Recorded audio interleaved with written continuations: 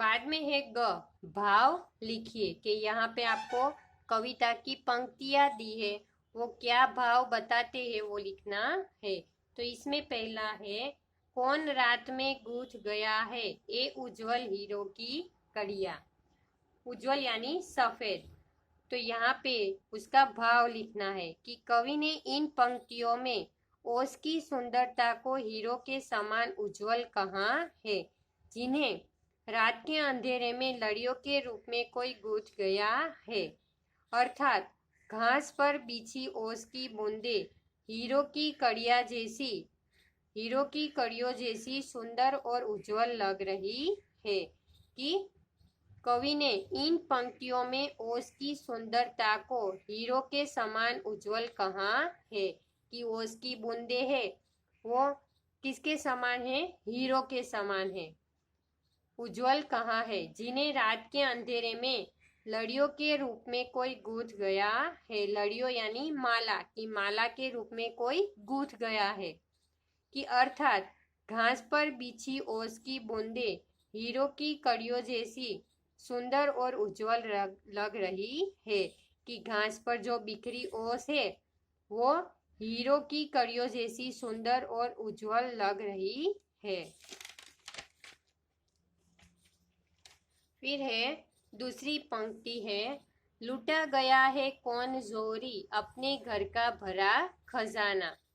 कि यहाँ पे कि कौन सा भाव है वो हमें लिखना है। कि कवि को लगता है कि वन उपवन फूल पत्तियों पर बिखरी ओस की बूंदे किसी जोरी के घर में भरे हुए खजाने के रत्न है, जिन्हें उसने लुटा दिया है।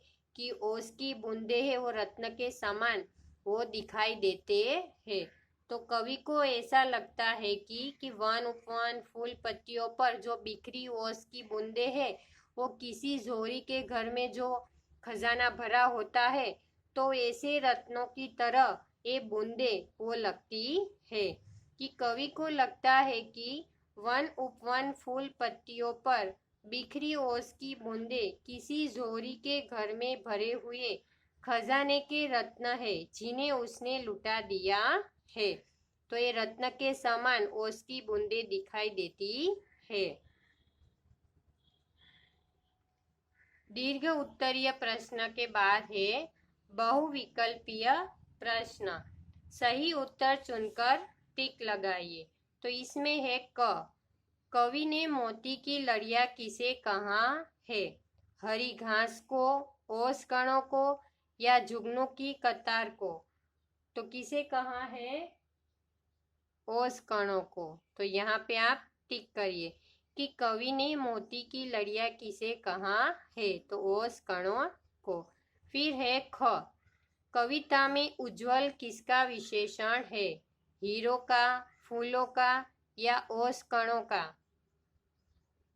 किसका विशेषण है उज्जवल, हीरो का। तो यहाँ पे टिक करिए। बाद में है ग, कवि अंजलि में भरकर क्या ले जाना चाहता है। क्या ले जाना चाहता है अंजलि में, कि हीरे, रत्न या ओस कण। तो क्या आएगा, ओस कण।